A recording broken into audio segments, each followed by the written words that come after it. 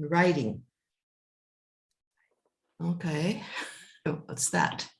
Sorry, I'm recording. Thank you. Okay. And so I came across a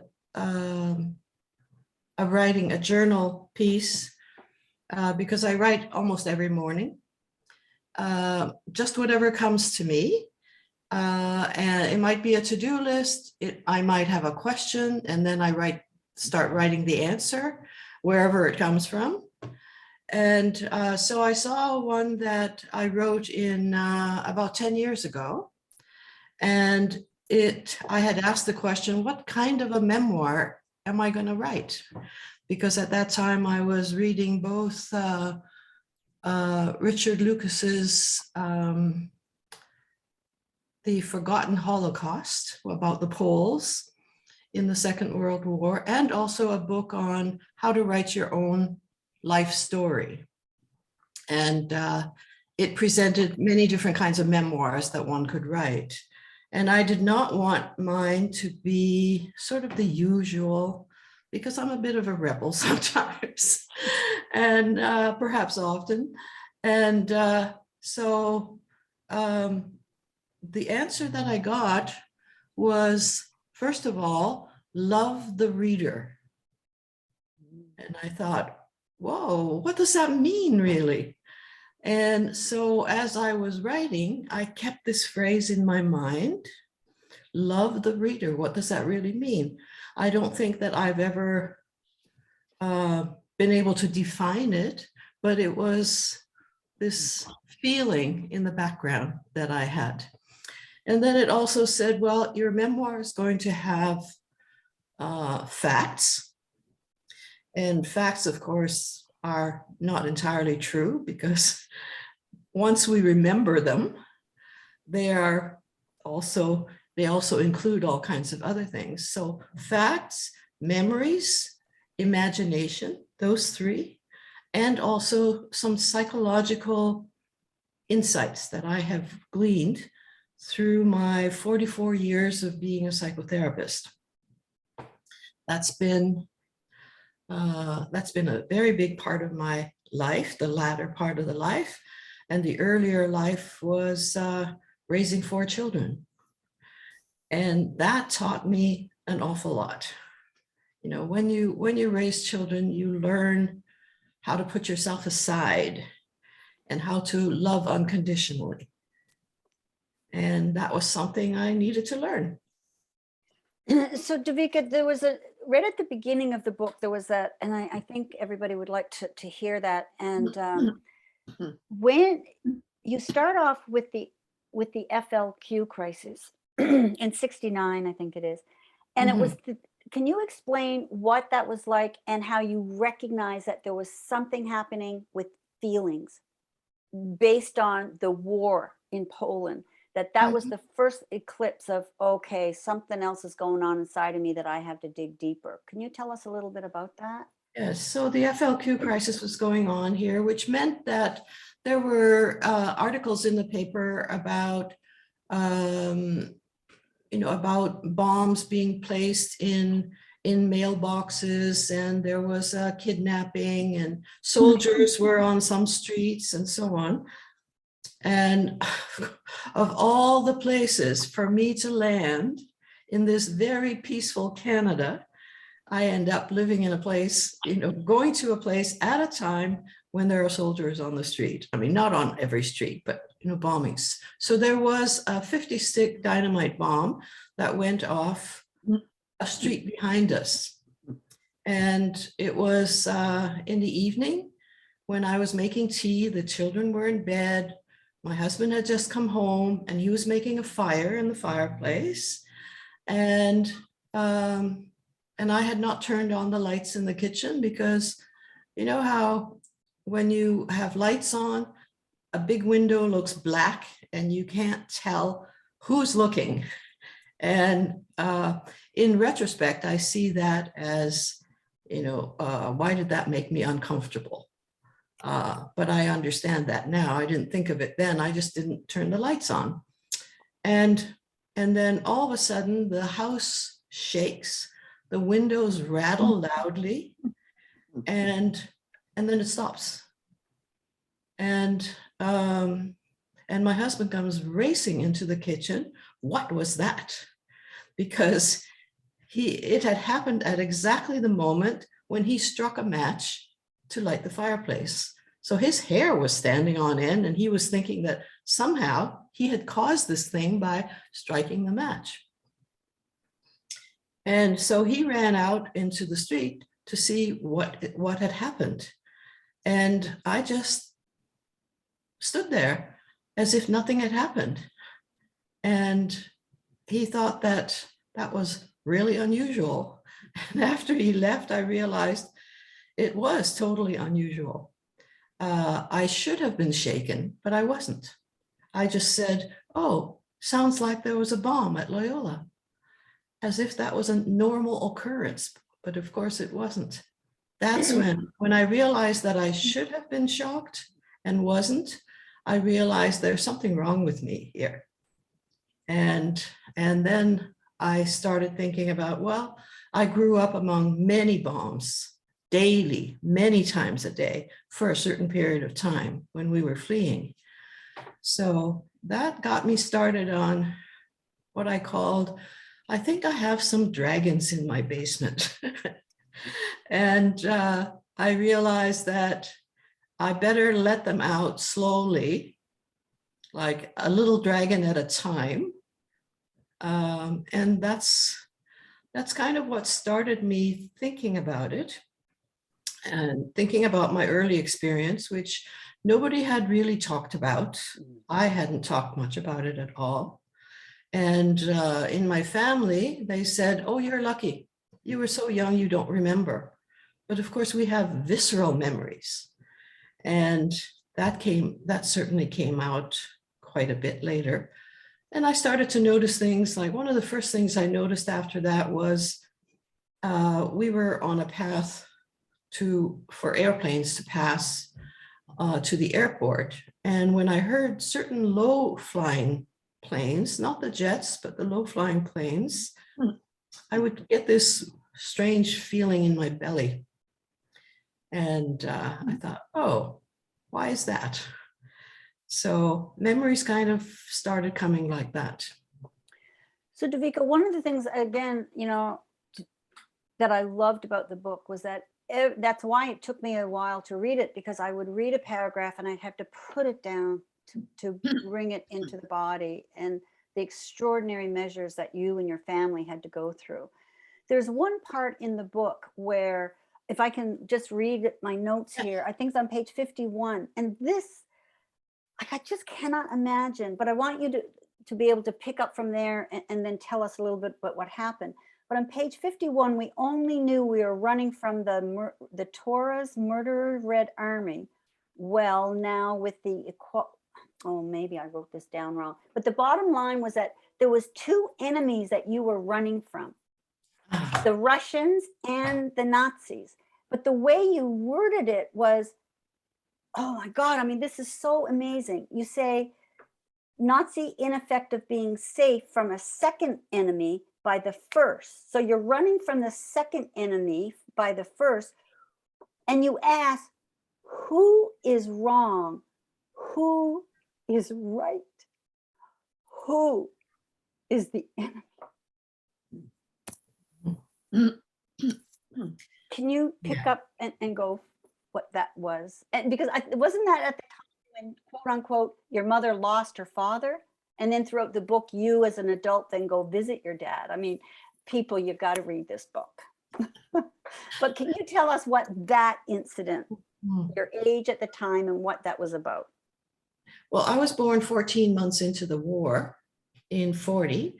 So our little town and the whole of Poland was occupied and pretty much used for slave labor. Many people had been killed right away outright, and some taken to the camps, and not just Jewish people, but Polish non-Jewish people. And my father had been forced into the German army, as they did generally with Protestant men. Later on, when they needed more could say, fodder for the bullets. So that was a very shameful thing, of course, for my mother to be with her neighbors. And it was also happening with the other Protestant men. And then we were taken, just, a knock on the door and come with us, just with whatever you can carry, and put on a train. And we were taken to Germany to, I call it a slave labor farm. And fortunately for us, the woman who was running it, because her husband had died, was very kind. But there were 6 of us, 5 children, my mother and my grandfather, her father, living in one room, on straw beds and that kind of thing for that year. So the Germans were our first enemy. But then it was towards the end of the war, and the Russian army, the Red Army, was coming in from the east, and it was getting to be clear that the Germans were going to lose. So they disbanded some of the slave labor places, and we were able to leave the farm, but with the German soldiers. Actually, most of it was on foot, just not knowing where we were going, just kind of following the crowd, which were heading up to the northern shore to escape Germany, escape from the Russian army. And because I've always been very interested, I think it started in childhood, by duality. Who's good, who's bad, who's the enemy, who's friend. It was nothing was clear at that time. And so phrasing it like that expresses that, that nothing is clear in those kind of situations. Some of the German soldiers who were supposed to be our enemy helped us. And that, it's like, does this make sense? So that's what I meant by, we were running with the first enemy away from the second enemy. And so who's friend, who's enemy? Yeah, because you talk about how some of the German soldiers, like individually, collectively, you were at war with them, but individually, some of them were helping you. Yes. Like, it must have been such a confusing time. The same confusion for you that you really articulate in the book when the Danes, how you were 5, I think, when you became a foster child to them for 5 years. So the confusion over that, and how your mother responded, how you responded. Like, can you just talk a little bit about that? So you go from there then into this family for 5 years, where you had, quote unquote, almost looked like the perfect childhood. So going from that worn-torn with your mom and your siblings, and so can you tell us a little bit about that and what it did to you, for you, and to the family in general? Well, I was 4.5, I guess, around that, when we landed by ship, where everybody, it was just like the hold of the ship was just a line of straw mattresses, and everybody just, side by side, no food, no drink for a week, however you could manage, you did. And we landed in a small town in Denmark, not in Copenhagen, like most of them. And the first place they put us was a school. And the second place was very close to there, and it was a community center. And just less than a block on that same street, lived this older couple who had one child that died at 3 weeks and no children after that. And she would walk by to give her husband, bring his lunch, and all these little faces of refugee kids, behind the fence, and she would bring them candies or whatever. And she took a liking to me. And sometimes I was invited, or she took me to their place and gave me some food or whatever. And we established a relationship, but then we moved from there.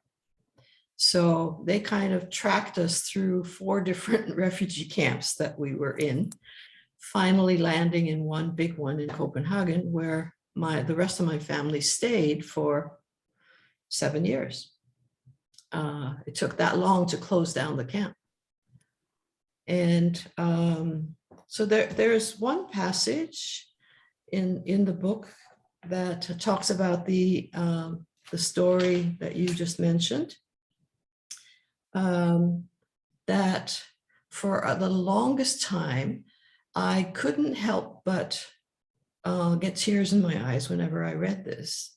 And I think about a year ago, having written it and having read it over and over again, I could finally read it without those tears in my eyes. So could I take a few minutes to read that? Yes, please.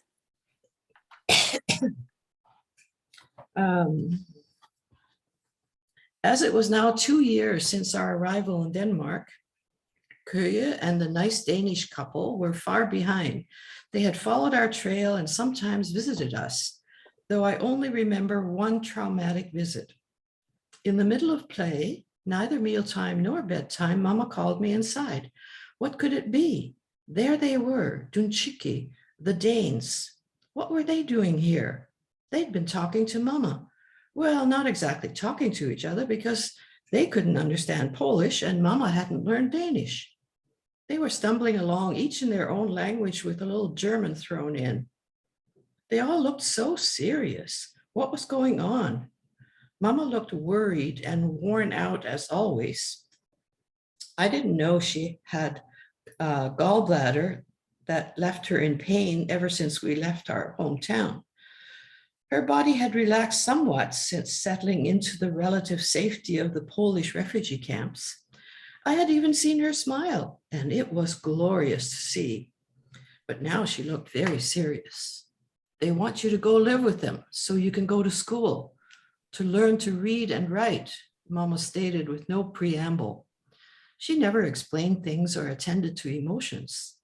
Life had so long been about survival that there was no time or energy for emotional subtleties.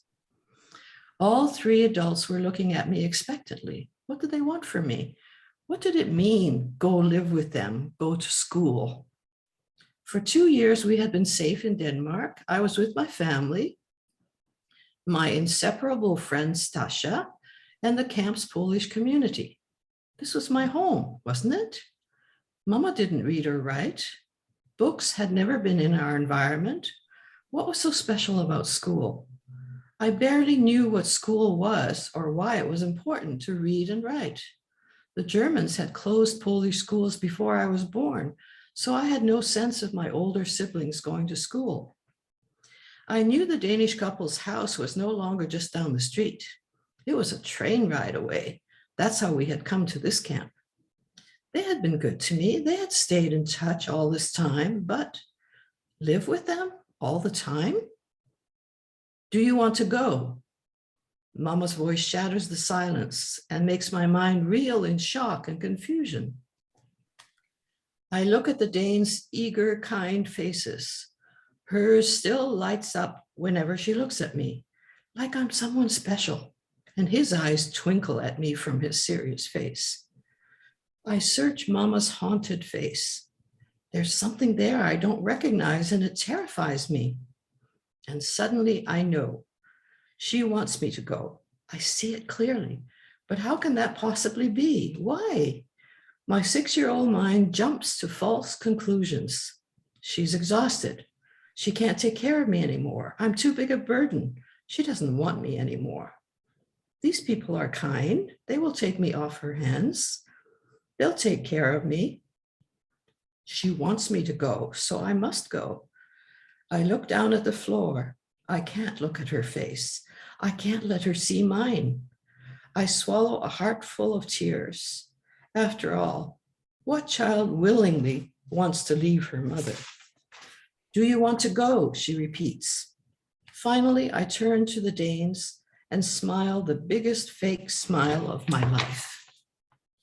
Yes, I say too loudly, simultaneously breaking my mother's heart and making it glad. And for the next 5 years, never, ever, not once, not even in secret, do I cry for my mother. With one word, I have locked her away in a tiny corner of my heart. It will be 30 years before I finally cry for Mama and begin to pry open the rusty lock, and still more years before my love for her permeates my heart like the sweet scent of lilacs fills a room. Thank you. You know, it reminded me, and why the part of the Russian and running from the Russians and the Nazis, and then this part of your life, you know, the conflict of a young girl of who, you know, like the question I asked everybody before you came on is, what is our passion? Like, but how do you find, and you did find your passion through all of that. And so you stay with this family, you fall in love with them. They, of course, are very protective of you. And boom, your mom calls you home because you're getting ready to go to Canada. So here you are again. What are you running from, the Russians or the Nazis? It's not Russians or Nazis, but it's Mama and this couple that adopted. Yeah. It's the same conflict almost. Who, you know, is extraordinary. You are extraordinary. So then you go and you come to Canada, and your marriage to Gary, I don't mean to make light of it, but I had to chuckle because especially your first night reminded me of my in-laws were in the next room with us when we were married, and they stayed with us for a week. You know, I mean, what a start. So I thought, oh yeah, I've been blessed. I've been together for 47 years. It hasn't been the easiest, but it, again, your marriage to Gary was very similar. I mean, the gift, of course, is the kids and that you may remain friends. But can you tell us a little bit about that? Because knowing you, when you read this book, you know you, and that is so not you. Marrying, I mean, the fact that he was a pastor, his brother, I mean, it was God was sleeping with you, girl.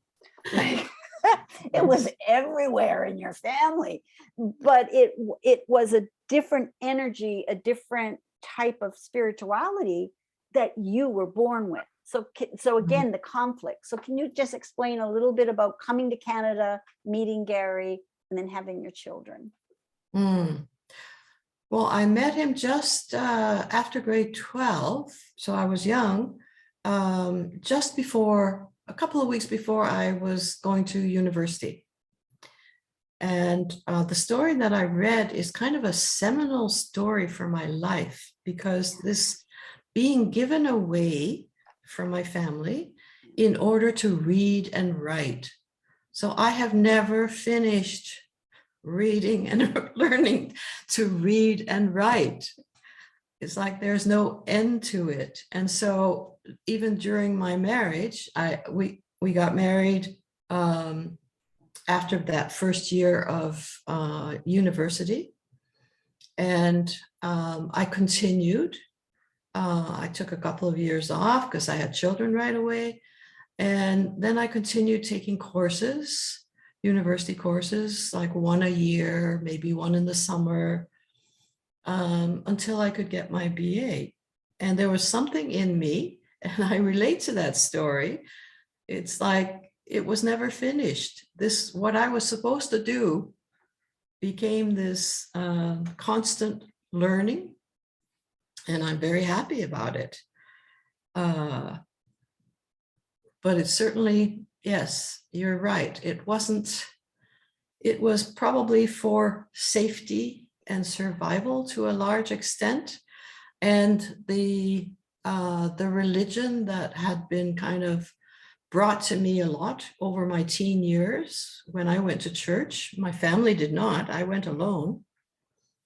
It was also that security of a heavenly Father. Yes.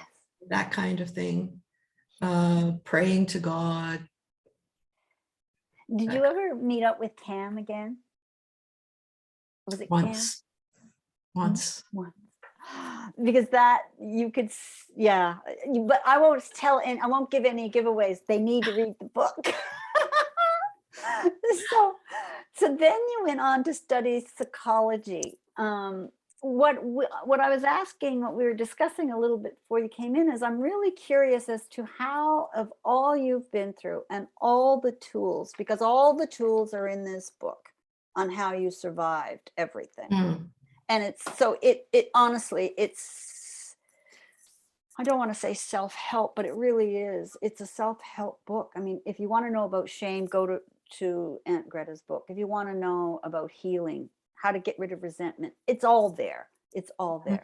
How are you now coping with what the world is into now with this war against the virus? How are you handling all of that with the tools that you've learned through your life?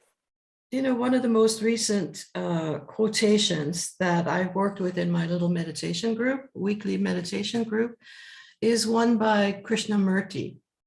And you're probably familiar with Krishnamurti, a spiritual leader or teacher,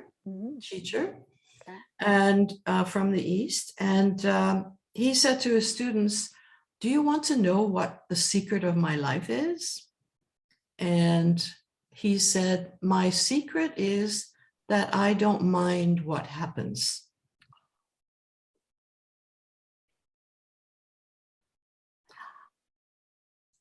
That's big, isn't it? Well, because it's, I don't mind what happens. So it's get out of the mind, get out of the mind and into the heart of what's going on and just be with it.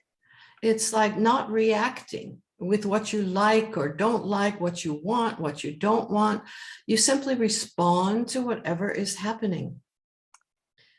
So, you know, there's what I personally, I can say I don't like about what's happening is all the fear that is being stirred up. Yeah. And it seems to me that the fear is quite unnecessary. I agree. And that fear leads to divisiveness, separation, you know, accusations. It's not love, that's for sure. No. I think of fear as being in an inverse relationship with love. So the more fear, the less love. The more love, the less fear. So here we have a rise in fear and people are loving less. Oh, so true. It's so true. You know, I remember on page, where's my notes here? The red coat on page 194. I loved that. And I thought, that's how she survives. And I wonder if that's how she's surviving through COVID.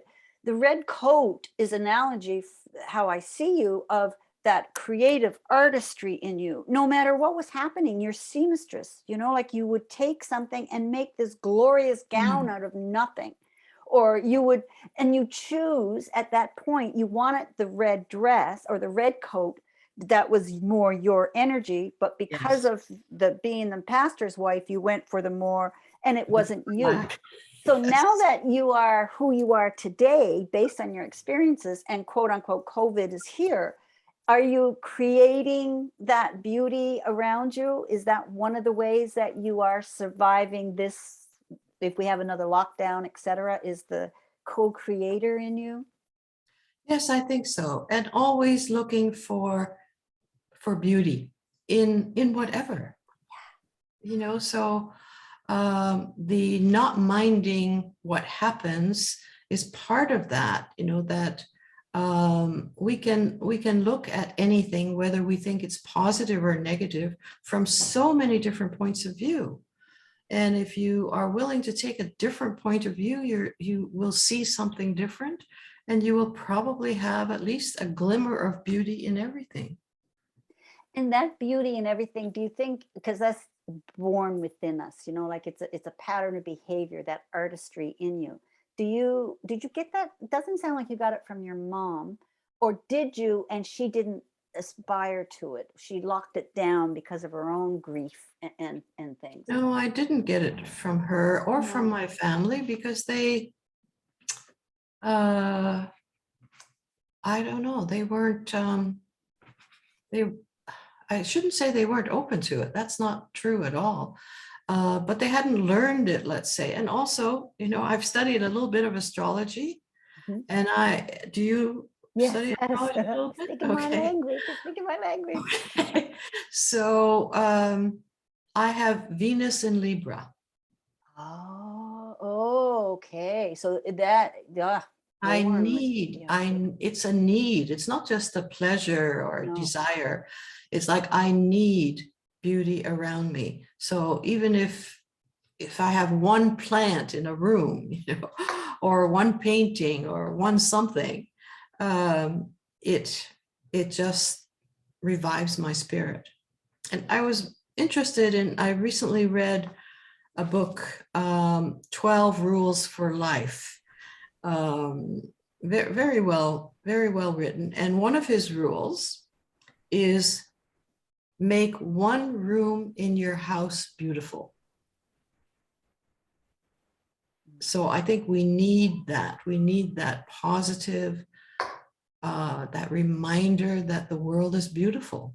Yes. Creation is beautiful.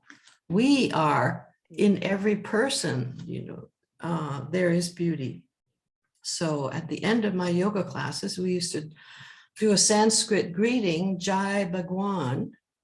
And one definition for it is victory to God. I mean, God meaning the universal consciousness and source of all things. But another definition also is I bow to the divine light in you. So no matter what your personality, whether I like it or not, I can still bow to the divine within you, the light within you, because everyone has it. And that's the beauty of my profession too, to look for that light in everyone and to speak to that light instead of speaking only to their problems and their traumas. To their shadows, yeah. Yeah, the Balinese, we actually have somebody with us today from Bali, Sandy. He's a big part of our group. And we've been helping out as a group financially because they're all going through such a hard time right now. So what we do send to them, they purchase rice. But one of the things that my good friend, Agun Prana used to say is Om Swastiastu. And he would always say that that's what it was. My higher power bows to your higher power. So Om Swastiastu. You know, your story, I know that there's probably a lot of questions, but is there anything that you can add that you'd like to share with us? Again, if I go through my notes, there's so much in this book, but I think that they really need to read it to get to revisit. I think reading your book helps us revisit our own childhood and how we coped and how we dealt with it, and the tools. I always like to say we have tools for intuitive living, and you did that extraordinarily well. Well, I get that feedback, which I'm very happy about, and which makes me think of this love the reader thing that came to me. One woman recently said, you're reading your book made me look at my relationship with my mother, and it has gotten a lot better.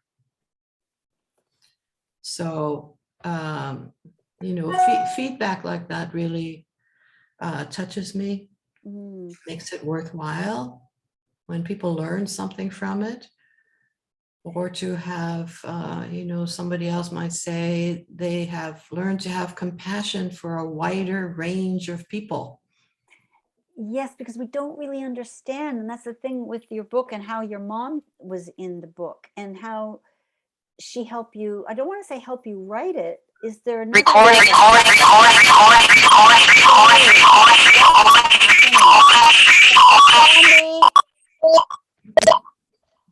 Sorry, guys. I'm so sorry, Devika. No problem. sorry, I just had to mute somebody there for a minute. Thank you for your understanding. Anybody have any questions that they would like to ask at this time? Can I just say something about Oh, please. the Yes. mother thing? Yes, yes, that's where we were going, because I wanted to add something to that. Yes, please. Yeah. So at first I noticed that my mother was in a lot of the separate stories that I'd been writing about my life. And then I thought, well, maybe she wants a voice in there. And so I did some of the writing, the active imagination writing, which in her case was like a conversation. So I'm not channeling her. I don't even necessarily think of her as guide. Whatever it is fine with me. Mhm. But so I would write me, and then it's like a script, and then I would write a question to my mother or something like that. And then I would write mama and imagine what she would reply to that. And I would go through like that. And when I had been doing that for a while, it was like she started to answer in a way that I didn't expect. And I was the one who was writing it, writing her answer. And so that's when I decided to include her voice in the book. And she's like the voice of, like the wise voice of understanding and awareness and consciousness, the soul voice. So she has two parts in the book. One is her personality, which is the story of our life. And the other one is where she interjects in the story as I write it and makes comments. Yes. So the first version I wrote was just conversation, me, her, and so on. It didn't work. But me writing the whole story and her interjecting, her comments, her soul talk. So that was also a bit, I realized afterwards, a bit of a teaching tool, because I could say things through her soul voice that I didn't necessarily say in the body of the work. It was brilliantly done. And what I loved about it, having a daughter that her and I were estranged for most of her life until she passed, what was beautiful about how you talk about your mom is those difficulties, that estrangement that you had with your mom, but how you managed to see her side eventually, so that that's where the healing began, the true healing, because everybody that's in pain, there's a reason for that pain.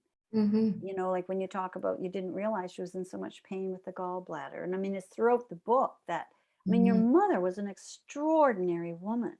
And when you look at those pictures of her, she was beautiful, just like all of you. The whole family were beautiful looking individuals, but what she suffered through also, and being able to see it from that angle, and then being able to, there's a line in my 12-step program that I love, and it says, hurt people hurt people. And that's what was happening. I mean, that's what happens in most relationships, isn't it? We're not really able to see the other hurt because we're so hurt ourselves. But when you step back, and as a young girl, as a young woman, and then as an adult, to step back and really see what was going on, what a legacy you leave for yourself and your family. I had a lot of help from the teachings of my yoga guru, Amrit Desai. So I write about one, for example, related to my mother. I was in my 40s. I realized that I didn't have a good relationship with her, and that I would like to have a loving relationship with my mother. And so he had a teaching where he said, if you want something from someone, give it to them. If And you want something from someone, give it to them. And so I realized at some point what I wanted was for my mother to say, I love you, and like mean it. I mean, she had never said it. And so the guru's guru also talked about do experiments in love. So my experiment in love at that time was, okay, for the rest of my life, every time I talk to my mother, I'm going to end the conversation by saying, I love you, Mama, whether I mean it or not. And I realized, of course, when I started to do it, that I had never said that to her before, and that I didn't have warm, fuzzy feelings towards her. But, okay, it's a commitment. I will say it. And at first, her response was, we don't say that. And of course, felt like a wet blanket at first, but the commitment is to keep doing it, and see what the experiment unfolds, how the experiment unfolds. And so one day, months later, she said, me too. Did I hear that? and then a few more months later, it was, I love you too, my personal pronoun. And then still later, I was very busy and I had to get off the phone really fast and I forgot to say it. So the phone is here and she's yelling, and she doesn't yell, I love you. And it was like the first time she had said it spontaneously. But by then, as I write, I had learned to love her. So it didn't even matter. Beautiful. So a lot of good teachings there. A lot of good teachings. You know, one of the things that I had been taught years ago with the estrangement of Melanie and I was, I would ask, especially after an argument, or I'd hang up the phone and I would immediately go to quote unquote her higher power or her guardian angel. And I would ask my guardian angel to talk to hers. And I experimented with that for a number of years, and it does work. Eventually, there would be messages, there'd be a shift, and I'd think, oh, I wonder how that happened. No, but inwardly knowing that that was going similar to what you were doing. Act as if, you know, it's a really great lesson. Thank you so much. Do you prefer Aunt Greta or Devika? It doesn't really matter. My family, my nieces, I love it when they say Aunt Greta. Yeah. But here, I'm always Devika. Devika. It's Devika. a beautiful name. It's a beautiful name. So is it okay if we go to the end? Yes, Is there anything else absolutely. you'd like to add to that beautiful woman? I mean, I look at you and I'm like, really, I really am, I don't want to say, yes, I'm inspired by you, but you help me be a better person. You really do.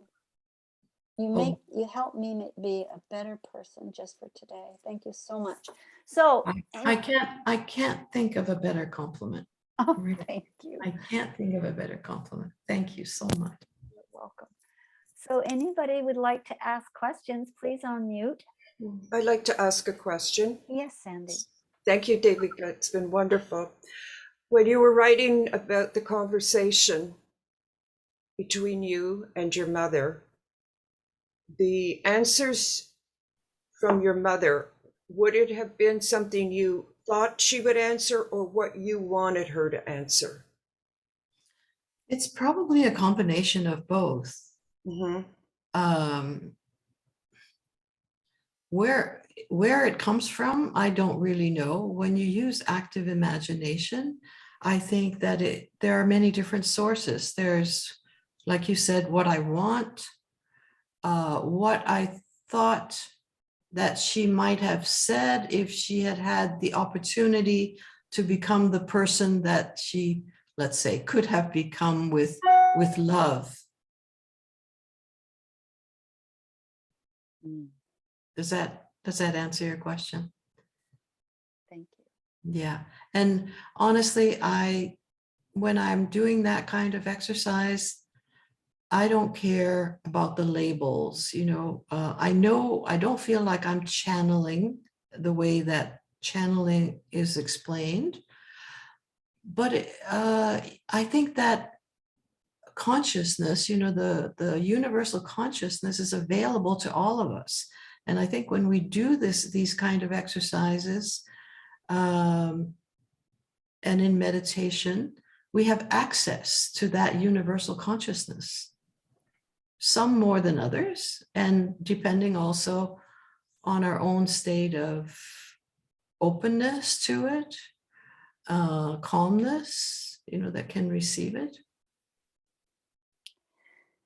Devika, one of the things that I've been, as you know, taking people to Bali for the last 17 years, and we like to hang out with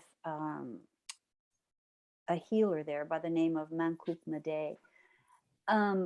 He has been invited to Russia and to Poland many times by the doctors to show them what he's doing to heal people. Mm-hmm. And it's basically yoga, meditation, bitter leaf, and a few other things. But what I noticed about his retreat is if he has 10 participants, at least 6 of them are from Poland. It's unbelievable. Oh, yeah. I have met more Polish people. And it's interesting because my grandchildren are Polish because their grandfather is from Poland. His father, actually, we're going to go deeper and investigate that because we now think that Mark's grandfather came over on the same ship you did. So I want to be able to connect. Oh, yeah, connect those dots. So Sophia and Tatiana have some Polish in them. So I don't know how that I went to that, but anyway, because it's not about me, although I like it to be about me. No, it's about everybody, actually. But anyway, the whole thing, do you think that, because the reason I'm asking is because your children are coming to my mind. And so how have they dealt? Because what I found in Bali with being with the Russian or the Polish people and working with them, and I have some really good friends. There's one there that's a really great writer. I can send you her information. She's written she's very well known in Poland. But it's the DNA that they're carrying over from the ancestors. You can see them sitting at the table, and I can almost see the grandmother or the grandfather in them as they're talking. And so there's so much disease, there's so much cancer, there's so many problems. Do you think a lot of that is stemmed from the memories that are difficult to get rid of? And how have you coped it or helped your children through it? I don't know that I have helped my children through it. But what I can say that I think there's ancestral memory. So it's not just about my memories, but it's ancestral. And in Poland, it doesn't surprise me that there are so many from Poland, although I don't meet Polish people here. But Poland has been invaded and occupied and at war and mixed up, the borders have constantly changed. It really has been in deep suffering. And I think that's from generations. Yeah. It's just very interesting to witness them. I know Katrina talks, and her books are all about a lot about abuse, and being a woman living in Poland and having to stand up for her rights and things. I'll introduce you to her if you're ever interested. Any other questions? Can please somebody unmute if they would like, because I only see you on the sidebar here. Other questions or things that come up?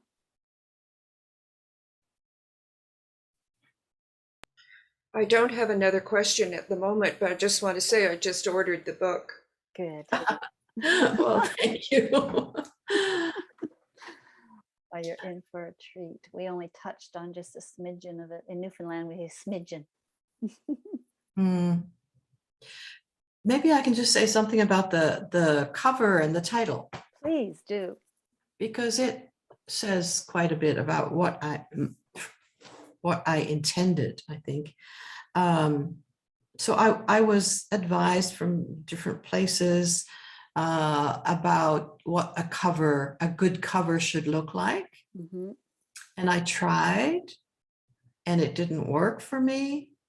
And the from the ashes part of the title, it refers to the mythical phoenix bird rising from its own ashes. It catches on fire, it burns up, and then it rises from its own ashes to be reborn.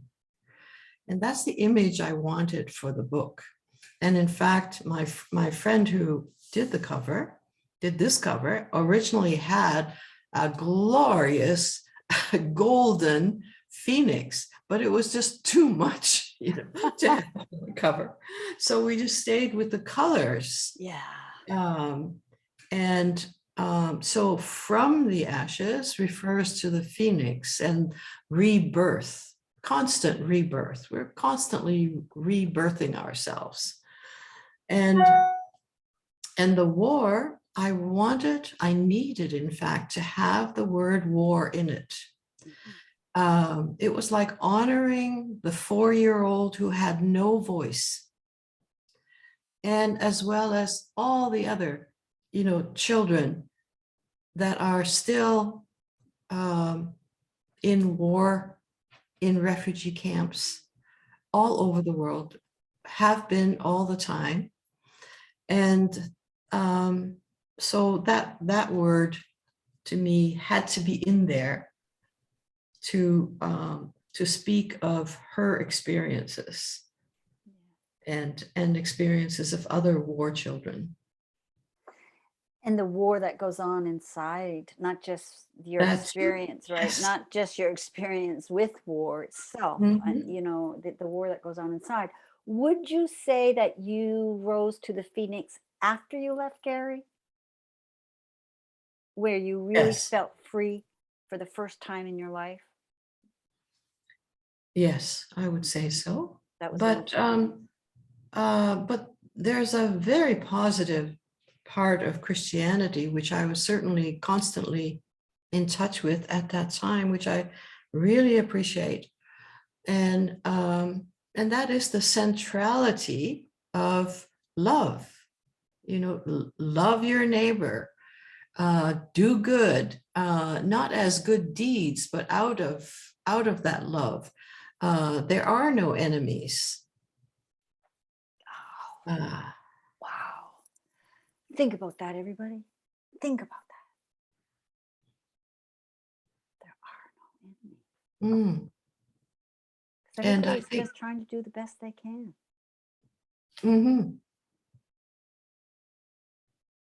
That's the whole mess that we get ourselves into, isn't it? The world at large. Extraordinary. Susan, you introduced me to this wonderful woman. Do you have anything after reading the book yourself that you'd like to add? I would just love to add the strength of your mom, who was able to keep all 5 kids together, and the thread that goes through the book about that is amazing.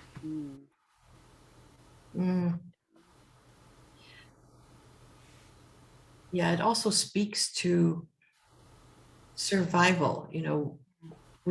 What we must do to survive. And then also, there's a quote that I recently read. Who was it now? I think it's in Man's Search for Meaning. Oh, yes, Viktor Frankl. Viktor Frankl's book. And it's along the lines of he who has a why to live for can tolerate almost any how.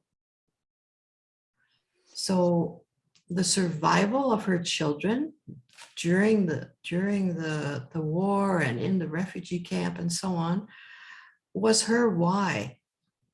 I have to live, I have to survive, I have to do the best I can for my children. I love that quote. If we have a why to live for, we can tolerate almost any how.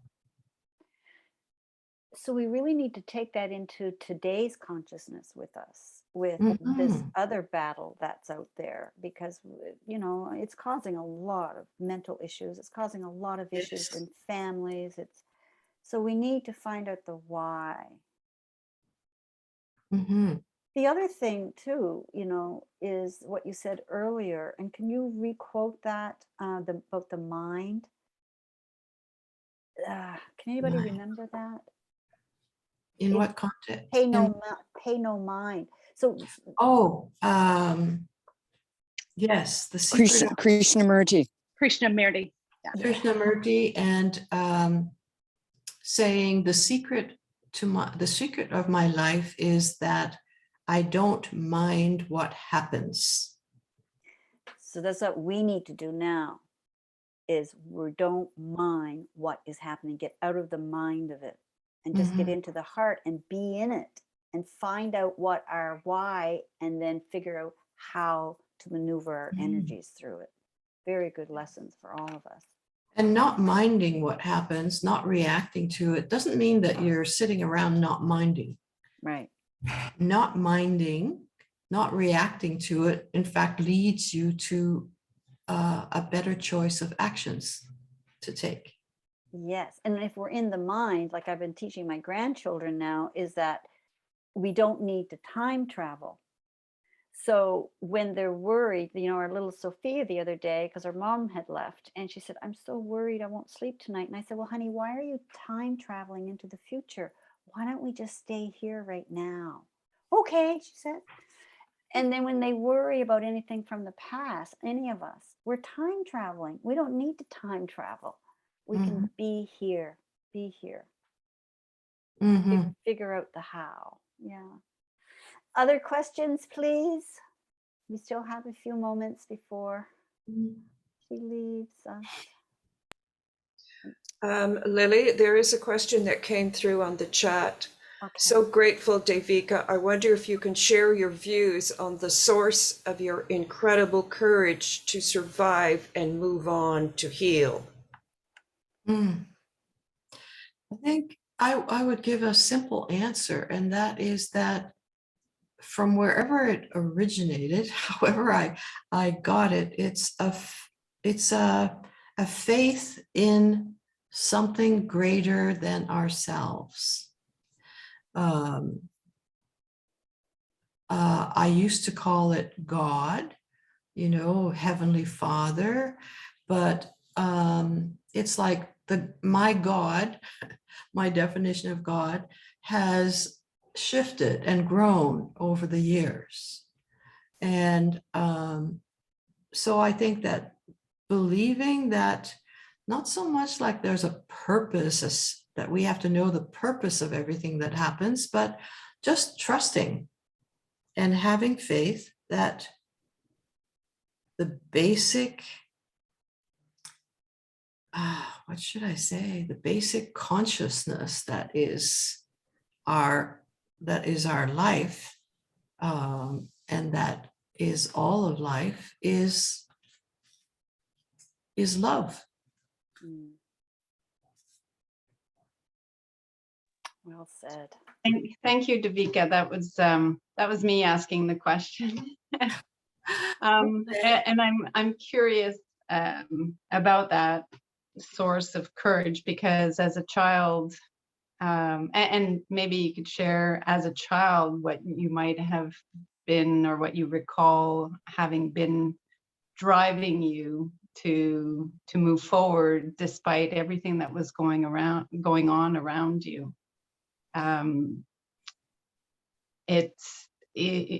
So many people around the world experience very difficult times as children, and I'm fascinated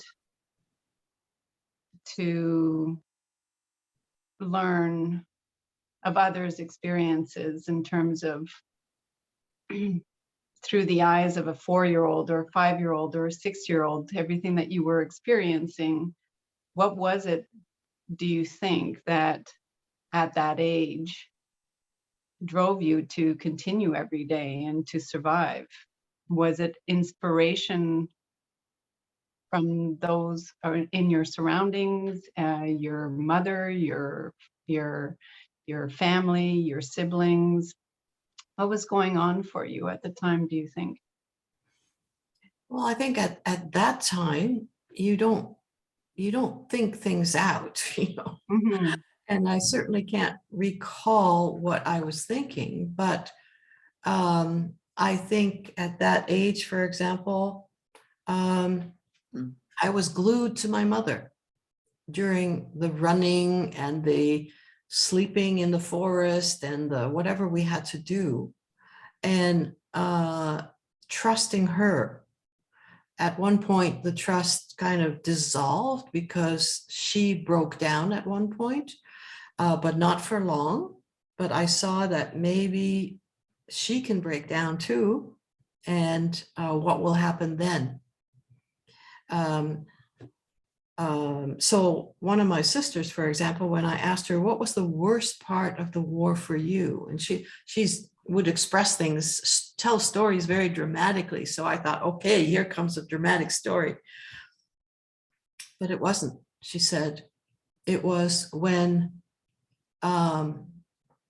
we were supposed to go to a bunker.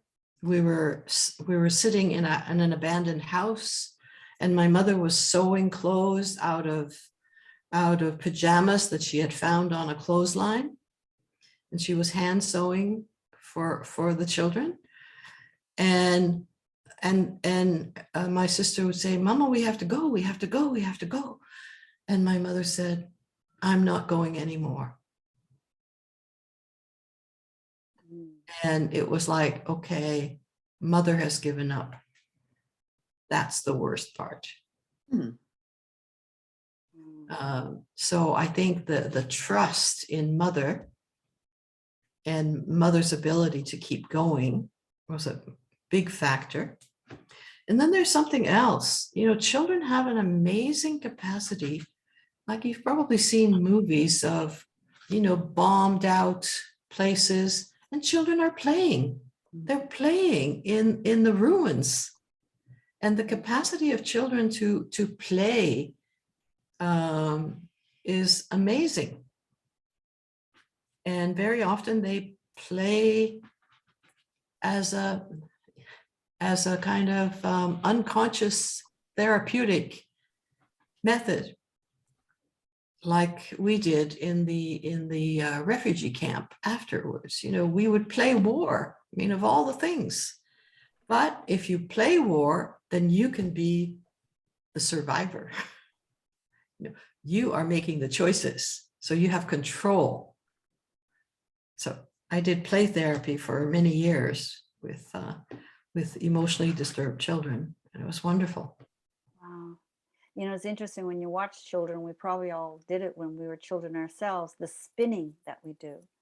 And we usually end up spinning counterclockwise. And there's no better way to get in touch with Theta, with the God of our understanding, is by doing, it's innate in us to connect to spirit through what you are teaching is the co-creative self.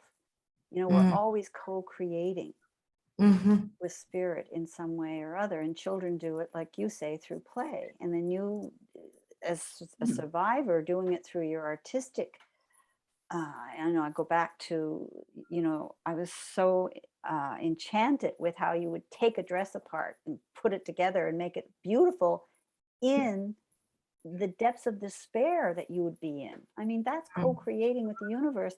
And we learn that right from our early childhood. Well, we don't even learn it. It's innate. It's part of who we are.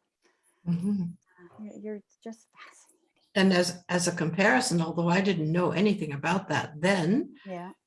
Here's my mother sitting in an abandoned house during the war, sewing by hand blouses for us out of men's pajamas that she has found on an abandoned clothesline. And then later, in my teens, I'm sewing on the first sewing machine we had was like this. Yeah. With whatever I can find and putting together something that suits me. Yeah. You know, you made me think this morning. I was thinking about, because I really admire through all that you've been through, that you went to school and you studied and became a psychologist. And I'm thinking, Lily, you had the opportunity and you didn't. You choose not to. But then it got me thinking about different circumstances. And when, like, right, like when my babies were 2 and 6 months, it was a time that John was diagnosed with his cancer. And the doctor said, get a job or you'll be a widow in 5 years. And we're lucky he survived it. But I went on to work to survive. So I would read the encyclopedia in between that, but I didn't. So it's reading this really helped me to let go of the lamenting of that. Oh, good. Right, because I've been lamenting, you know, all that you've done, all that you studied. Why did you not go get that PhD like everybody's been telling you to do? And it was the circumstances at the time. That's right. So yeah, I'm letting that go based on your book and thinking about you as much as I have been these last few weeks. Yeah. And I was constantly fortunate. So in grade 9, when we had to go this way or that way, we had to go to a high school. You know, we had to go to a high school that led us to university track, possibly, or a technical school. And my mother would have rather that I go and become a secretary and get to work fast, get a job. And a teacher, one of my teachers who talked to me about it and asked me where I was going, he actually came to my house personally, and talked to my mother and said, you must let her go to this school so that she can go for as far as she can. So, I mean, I've had these angels in my life constantly. And as you're talking, I'm thinking of the phrase, God is in the details. Right? Because he's the spirit, whatever we want to call God, steps in. So my story, Sandy's story, Anne's story, those that are with us today of woulda, coulda, shoulda, but God has been in the details of our lives every moment, you know, and sometimes God in the detail, we're not aware of it because we're not consciously awake. So we do make decisions that we think, what have I done? But yeah, it's really, so when I hear your story about that teacher coming, that's like God in the details. Pay attention. Wow. Yeah. And Anybody when I came to Montreal, yeah. I was looking to continue my university training, and because I didn't have my BA yet, and just to continue to learn to read and write. You know, my mother's words. Because you had so many languages. Yeah, you were from English, Polish, Danish, German. Like you had so many languages that you had to bring in for survival. So when I came to Montreal, I was looking at the universities, and lo and behold, in one of the catalogs, I discovered that the dean of philosophy at Concordia was my university professor my first year at Western when I was young. And we had the kind of conversations. He was trying to encourage me to take philosophy. And he was very disappointed that I dropped out of school to get married. So I went to see him and he immediately got me into a course. Wow. So always, like you say, always talk about environment. You know, environment makes a huge difference. Huge difference, yeah. And understanding that angels always have your back. Any other questions? Anything else? Somebody? Yes, Shirley.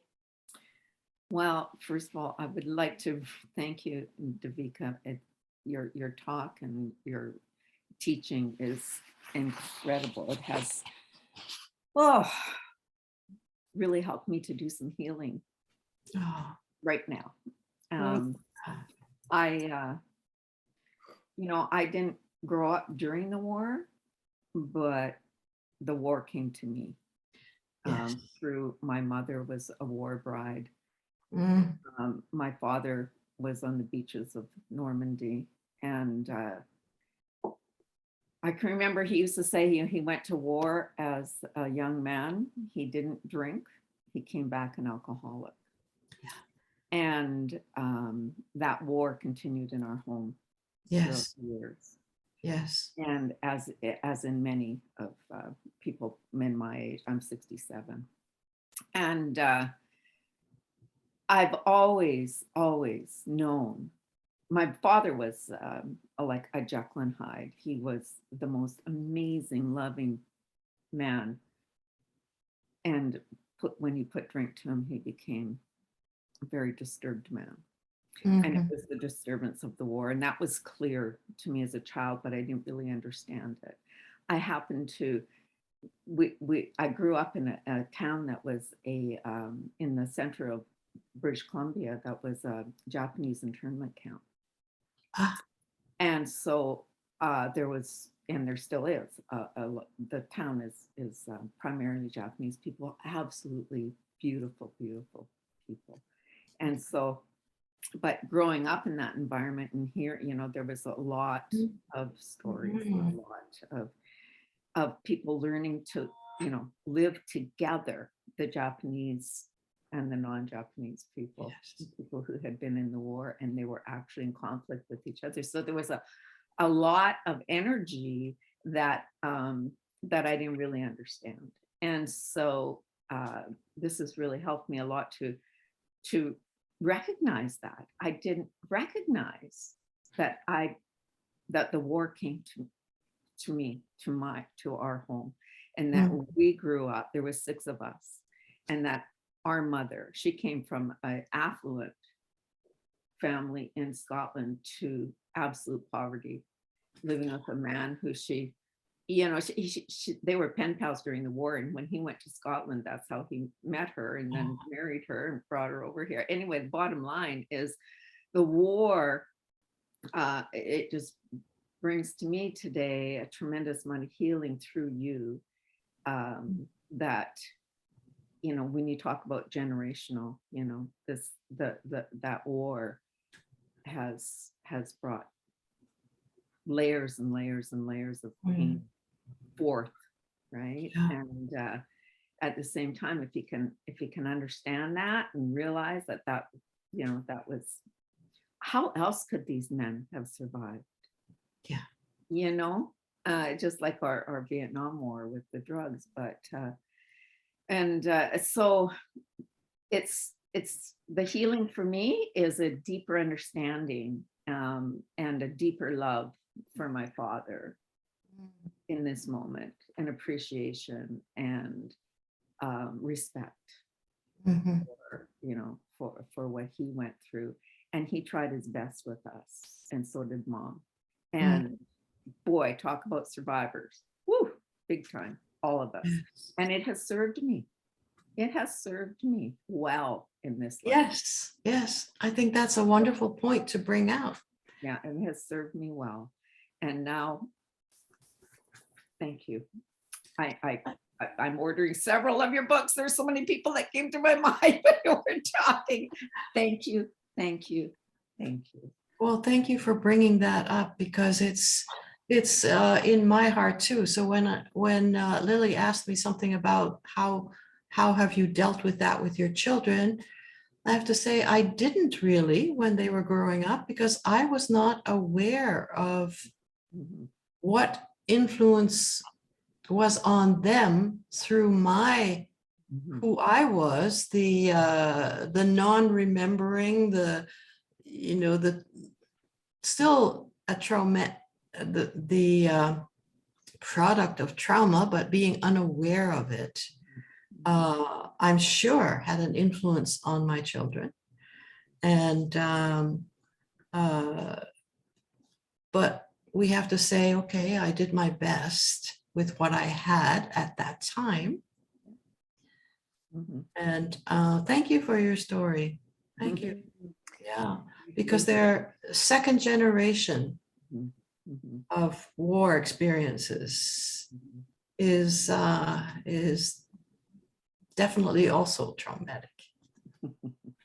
Yeah, so I hope that you also, as well as having more compassion for your father, that you have more compassion for yourself, having to live through that second generation of war. Well, certainly on a, you know, there's no, I don't want to compare. That's not what my intention was. It No. was just to share that, yeah, it's we're forever connected, aren't we? No matter what. It's just it is generational, and having people like you bring forth all of this beautiful truth, it really helps. Again, it's like the ripple effect. And so, you know, it's given me a new opportunity this morning to even be able to feel deeper, Ah, you know, and I can't wait to share this with my sisters because, you know, because we talk about it a lot. And so, but I think sometimes it's too much surface talk. It's like, you know, this is really the gut. This is the soul talk. And thank you so much. Thank you. Eva. Thank you, Shirley, and thank you, Very welcome. everybody. Devika, see what you've done. I think this is why this book is so, so important, because not only will you wake us, this generation, up to our past and what was really going on, but you gave us the tools. Yeah. You tell us how to do it in the book. Usually a book like this is just about what happened, not you. You went deeper and gave us some tools to work with. So we're definitely going to be talking a lot about this book in the future. And how to thank you is, the words are not enough today, because you've touched us in a way that when I grow up, I want to be just like you. I mean, you really got it together, girl. You really got it together. Thank you so gave us- much for allowing me to talk about it. It's, your responses have really touched me, and I had no idea when I wrote the book what consequences it would have. It was just like, okay, I need to write this, and out it goes, and then who knows? Well, thank you for being our guest, and you've given us a wonderful gift at this time of the year, and we will not take it for granted. We will continue to live in your truth and to understand your truth and help make it our own, because we're all, as you say, we're collective, and it's all there. We just have to bring it in and live it. So we'll say our goodbyes, and we're going to, usually our guest is gone at this point, but we don't want you to leave if that's okay, because we like to leave with a word from everyone that we bring into the heart of who we are, and then we bring it out bring it into our homes first, our communities, and then out to the world. And again, collectively, that one word that you have in your heart today will flow through. So Sandy Smith, I'm going to start with you, my love, our co-host for today. Thank you so much for today, for helping out. What would your word be, Sandy, that we can put into our hearts today? Love. Love. Shirley, what would yours be? Conscious freedom. Oh, yeah. Susan? Compassion. Thank you. Kelly? Absolutely inspiring. Vicky? Hope. Hope. Lynn? Empathy. Oh, beautiful. Anne? Oh, love. Jackie?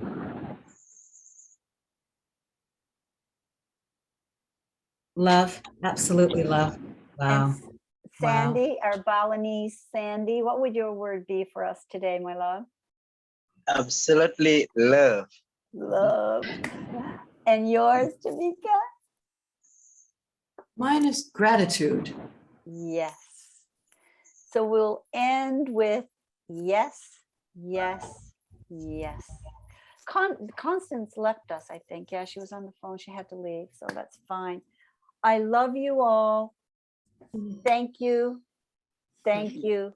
Thank you. And Devika, we hope you join us again. You're welcome to join us at Breakfast with Soul any month.